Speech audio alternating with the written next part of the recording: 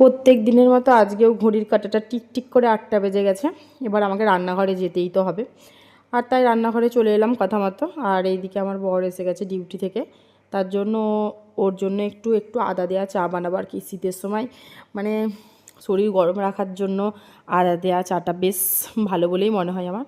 তাই ওর জন্য একটু চা করব, আর একটু অল্প চানাচুর দিয়ে ওকে একটু মুড়ি দেবো আর কি, হালকা করে খাবে। এই যে এখানে বসেই আছে, প্রচণ্ড খিদে পেয়েছে তাই বক বক বক বক করছে।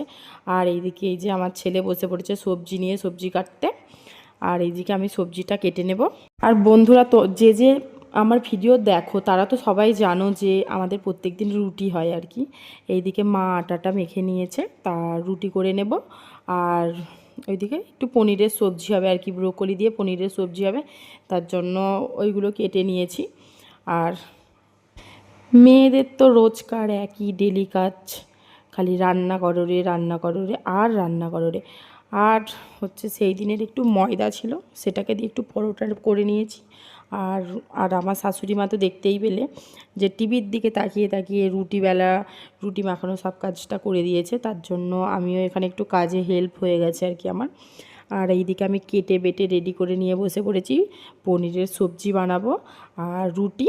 আর এই যে আমি মশলাগুলো এইগুলো দিয়ে আমি পনিরের সবজিটা বানাবো আর কি, তার জন্য তোমাদেরকে একটু দেখিয়ে দিলাম। আর এটা পেস্ট করে নিয়েছি। আর বন্ধুরা, তোমাদেরকে তো বলেইছি আমরা একটু খেতে ভালোবাসি, প্রচুর না হলেও একটু খেতে তো মোটামুটি ভালোই বাসি।